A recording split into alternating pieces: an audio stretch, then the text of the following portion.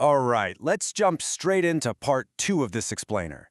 If you were with us last time, we covered how windings connect and shift phases using vector groups, but today we're leaving the theory behind and stepping right into the messy, practical reality of modern electrical grids. We're going to look at the exact real-world numbers that decide whether a transformer can actually handle its load or if it's just going to melt down. First things first, we're completely dropping that textbook illusion of the clean sine wave. You know that beautiful, perfectly smooth wave you always see in class? Yeah, we wish we were dealing with that.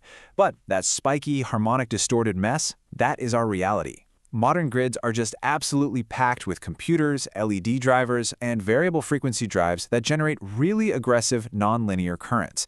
And when your load current isn't a clean sine wave, it pumps harmonics into the system, which do some incredibly nasty things to standard electrical equipment.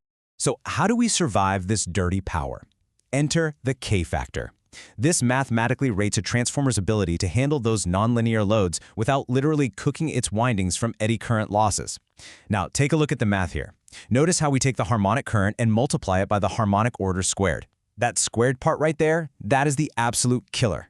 Eddy current losses scale with the square of the harmonic order, meaning higher frequency harmonics generate a massive amount of excess damaging heat inside the core. When you're out in the field staring at a transformer nameplate, you really need to know what you're looking at. A standard K1 rating assumes you have a perfectly clean sine wave. But if you see a rating like K13 or K20, that tells you the transformer is heavily derated and physically beefed up for survival. A K13 transformer sitting next to a huge bank of server power supplies is built specifically to take that spiky, distorted waveform and safely dissipate all that extra harmonic heat.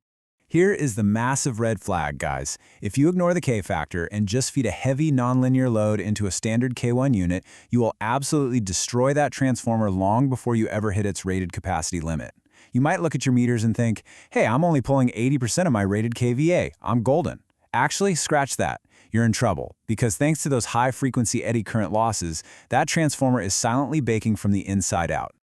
Okay, let's switch gears over to per-unit impedance, which is honestly the ultimate equalizer in electrical engineering. When you're evaluating machinery, dealing with wildly different physical sizes and voltages makes the math a total nightmare. The per-unit system fixes all of that. You calculate a base impedance by taking your rated voltage, squaring it, and dividing by the rated kVA. Then just divide your actual impedance by that base. This gives you a simple per-unit fraction, and it completely strips away the physical size of the transformer from your math. By calculating this simple percentage, which is usually around 4 to 8% for power transformers, you can instantly compare a small 500 kVA unit and a massive 50 MVA monster right on the exact same playing field. Even though these two transformers are wildly different in sheer physical scale, their per-unit impedances can both be exactly 5.75%. It just provides such a clean, convenient way to compare equipment without getting bogged down in the massive voltage differences. Let's run some actual numbers together so you can see how brilliant this is in the field. Say you have a 1000 kVA transformer, a rated secondary current of 42 amps, and a 5.75 per unit impedance. Finding your maximum fault current couldn't be easier. No messy unit conversions required. You literally just take your rated current of 42 amps and divide it by your per unit impedance as a decimal, so 0.0575. Boom. Just like that, you get roughly 730 amps of available fault current on a dead short right at the secondary terminals. That is the exact high-stakes number you need to safely size every single downstream breaker. Because if a wrench gets dropped across the bus bars, 730 amps is exactly what that system is going to deliver, and your protective gear needs to be ready to clear it. All right, quick sanity check for you. I love these kinds of thought experiments. Imagine we have two transformers. Both are rated at exactly 5.75% impedance. One is a little 500 kVA unit, and the other is a massive 5 MVA unit. If they both experience a dead short at their terminals, which one delivers more actual physical fault current in total amps? Think about how those per unit values relate to the base ratings for a second. It's the 5 MVA unit, hands down. It delivers exactly 10 times the fault amps. Why?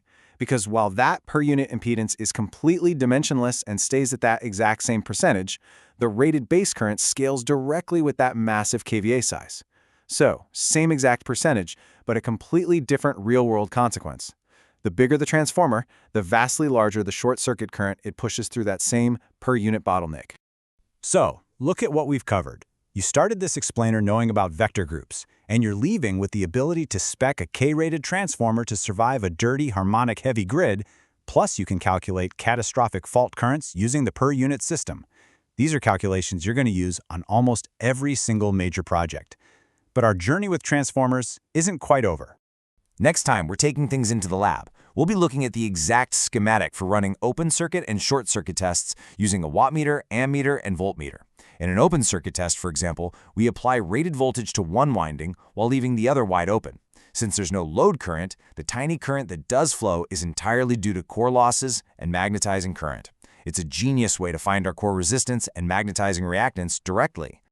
We know how to calculate fault limits now, but here is something to think about for next time. How do we actually trick a massive transformer into spilling all its secrets, like its core and copper losses, on a test bench, with absolutely zero risk of overloading it? How do we extract those critical equivalent circuit values before the transformer is ever hooked up to a real load? That is exactly what we're going to unpack in the next explainer. You definitely won't want to miss it.